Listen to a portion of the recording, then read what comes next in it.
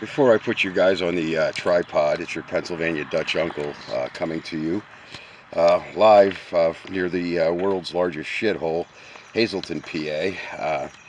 Potholes are destroying vehicles up here as well. We hit another one, good one with that truck. Thank God she's up to the job. So this is as far as I got, and there's my bad habit laying there. Rear end's all apart. This is what you guys are going to go through with this e-brake. Now, I thought long and hard about what I want to say because a Pennsylvania Dutch uncle is, or any Dutch uncle, is not afraid to hurt your feelings. Doesn't matter where they come from. We're kind of down to earth people that you're not going to blow smoke up our tailpipe and tell me it's raining type of thing. I want to keep my language down too. Um, I have younger viewers that are, I guess, maybe I guess they need to respect their elders, and maybe that's why they don't, because sometimes we don't act any better than them. But that's as far as I got with this truck because of the topic of my video is like Advanced Auto Parts AutoZone. Again, I thought it was bad years ago. I'm going to put you guys on the tripod. I'm shirtless. I'm enjoying my summer. I got grass to cut the next few days, and I'm going to get to Holly Ann. So as far as I get today on that truck, that's the way it's staying till after my vacation period, and I don't care come hell or high water. Most of it was Advanced Auto Parts. I got a smudge on my lens. I don't know where that came from. Don't ask me how that came on there.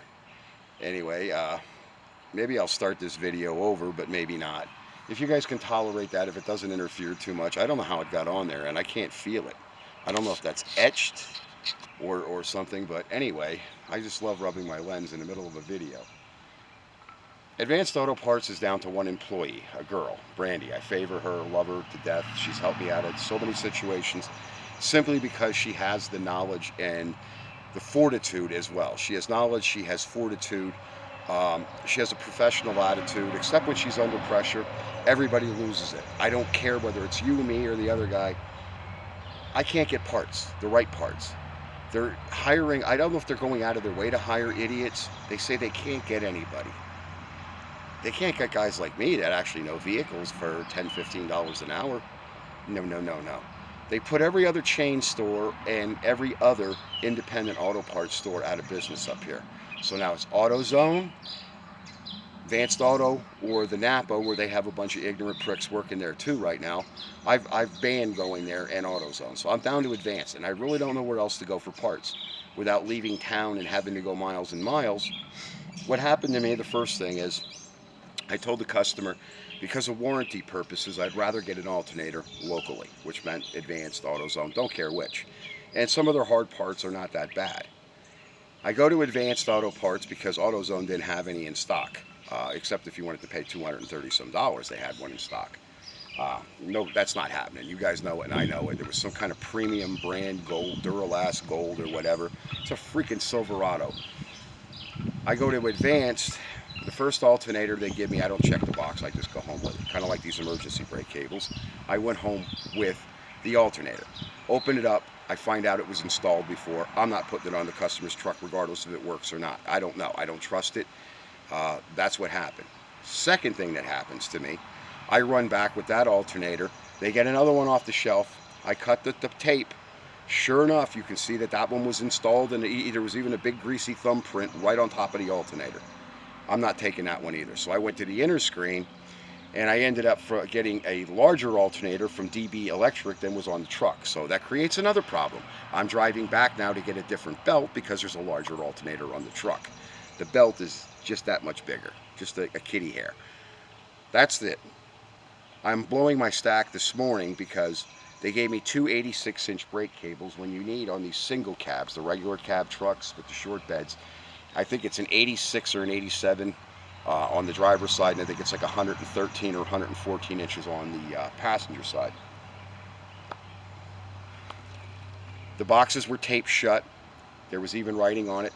That little voice went off in my head, but I'm in a hurry. I was dragging so bad. I'm so tired. I'm working. I'm getting up at 7 o'clock now. I'm actually sleeping later than my normal 05 or 600. So I'm getting up after having the coop. By the way, your Uncle Dutch had the Koofy curse, and I'm on steroided medications. Maybe because of my bad habit, I don't know. But anyway, I'm not right ever since that happened. Now, fast forward to the emergency brake cables. They can't get the one I need. Well, when's it going to come in? You can't get the one you need. Well, I called up this morning. I talked to a district manager, this guy, Mickey Mouse, Donald Duck. Finally, I got the 114-inch cable.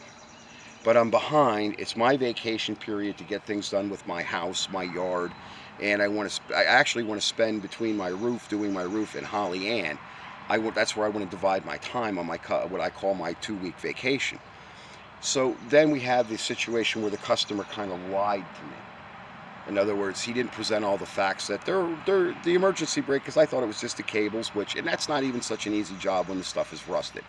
But everything was rusted and busted. I'm down buying taps. I'm down buying bolts down at there's a radiator shop down there, and they're kind of like a Fastenal. They have fasteners, nuts, bolts. But I must have made about 7 or 8 trips down there so far. And so in between all this, I got to bill the customer about another $300 because I went through $100 in frickin' fuel running between these stores. And like I said, maybe the guy is that ignorant. I don't know if it was a willful ignorance. I don't know. That spot on my camera is actually evaporating as I'm looking at you. I was watching my lens, and it's totally gone except for a water spot or something up in the upper lens. So I have to clean that with some alcohol. And that's probably because I watered my plants. My tomato plants, they're over there. They're doing pretty good. I got tomatoes already. And I have them in the shade purposely, which maybe I'm going to move the one out in the sun a little later in the day here. I don't know what's going on with America. We have a president that calls himself a president. He's a stooge. He's a communist stooge that unleashed a bio-terror weapon on this country to freeze it, to steal an election. I'm going to tell people something. I was warning everybody about this coming, and now the food and the famine shortages are coming, and the shootings and the murders they're already started here. This area, even though it's Hazleton and it's a shithole, you have a shooting every other month, maybe. Well, now we're having battles like every 2-3 weeks throughout the entire Pocono region. We're having stabbings, shootings, home invasions. We're having all kinds of stuff going on here. Joe Biden, you're a piece of dirt. You are not presidential material. And I want to tell you something. A guy like me, I'm a real man. I'd come teach you a lesson. You wouldn't open your mouth you wouldn't open your mouth to me like you did Donald Trump about being a tough guy, because I'd come thump your ass. I'm like that. I'm just that stupid. You know, if they take me up to VA like they did the last time, fill me full of aspirins, I'll get back out and I'll thump your ass again. That type of stuff, what's going on in this country, the destructiveness to the small business, the disrespect to the small business and the hardworking mothers and fathers of this country, of how they're rubbing this filth in our faces, this child molestation, it's got to stop. So I'm ticked. I'm not in my right frame of mind. I exploded on the customer a couple nights ago. He came back like a pussycat a couple days later. Let's hope my thoughts hold there, okay? And let your thoughts hold there. What you would do in my situation, where you got to break it to the customer. Now you're going to be paying me a couple hundred more. Oh, you said it was this. Well, yeah, I said it was that, and now this, that, and the other thing happened. And Advanced Auto Parts, they're part of it. I don't know if I can enter a labor claim on it or what I'm going to be able to do, but I'm going to enter a labor claim on this because they're holding me up from getting my things done and screwing up my vacation. But you know what? That's what communists are. They don't want you to have anything because they don't work hard. The government hands those people everything. Only the people at the top really get a piece of the pie and the fruits of their labors. And you're not doing it to me, Joe Biden. You and all of your Congress and your Senate, I hope you're out on your cans, out on the street corner for trash in November. And I'm hoping Trump is back in there, and I hope it is an insurrection. Because this time, I'm coming for people. We're headhunters, guys like me. We're military, we're retired military. Not going to lock me up, I'm going to die there. It ain't going to happen. These people are threatening the way we live, our homes, our pets. You should see what pet food's going up to if you love your pets. Anybody that would deprive and ship off baby food to another foreign country and not support its own country, Joe Biden, you are the biggest, dirtiest creep. You and that pig vomit Pelosi. People got to get together because you and me, we all have to make a living, folks. I want to tell you something. 25 years ago, I was saying this was coming, and people were, like kind of like Alex Jones, were calling me a flake, and all of a sudden it's here. And I have people that didn't speak to me in that long, because after I did my service in Panama, I saw the government changing.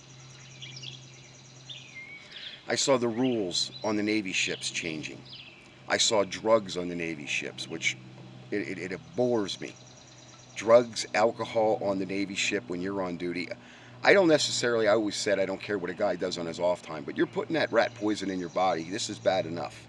It does enough damage. You can only imagine what that other stuff does to an attritionary type of time. Now, marijuana, that was used by our forefathers, our ancestors. A lot of people don't know that Abraham Lincoln smoked marijuana. George Washington smoked marijuana. The Indians handed it to our pilgrims as a medicinal thing. And a lot of that is lost in our history and our lore. But being an Amish-born type of person into that type of family is the type of family I was born into. It's actually written into our.